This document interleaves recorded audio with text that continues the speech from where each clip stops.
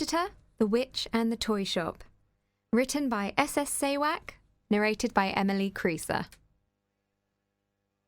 Chapter 1. That Sign. To begin with, there was that sign. It was a curious sign to see above a toy shop. Perdita first saw it the day of the store's grand opening. For weeks before the launch, she had pestered her father and mother to take her. She knew everyone would be there. The mayor, the police commissioner, the bishop, and her friends. Each and every single one would be there. That was because Professor Eberhardt, the toy shop owner, was known far and wide as the best toy maker there ever was. Perdita, it should be said, was a champion at nagging her parents to get her way. If pestering was a sport, she could easily win first prize. It came as no surprise then that eventually they should give in. Then, during the grand opening, she watched in disbelief as Professor Eberhardt climbed his rickety stepladder. His round, arctic white face was coloured a vivid red. His large pink stomach, hanging over his belt, quivered as he thumped and whacked those long nails in to hold up that sign above the door of his shop. The sign said, "No children allowed." Perdita was horrified.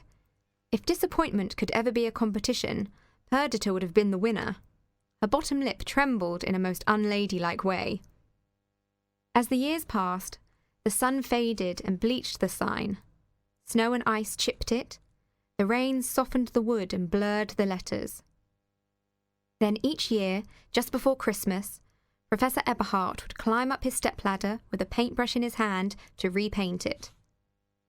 Perdita prided herself on her ability to think logically. When she grew up, she wanted to be a police inspector like her father.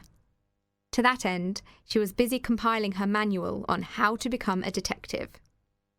She thought it was such an extraordinary sign that it ought to come with an explanation. After all, this is a toy shop, and toys are for children. She wrote several letters to Professor Eberhardt with some helpful suggestions.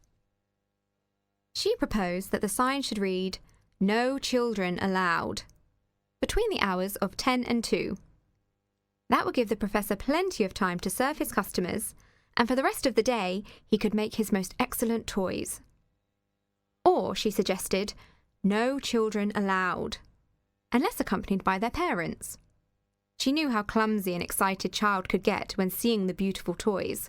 Then, before you could say snap, the toy they wanted would end up broken on the floor, which would be awful. Or better still, "No children allowed," unless they have money to buy a toy. The last thing Professor Eberhardt wanted was a child drooling over a toy but having no money to buy it. Afterwards, that toy would have to be thoroughly disinfected. But alas, Professor Eberhardt wouldn't listen and didn't even respond to her letters.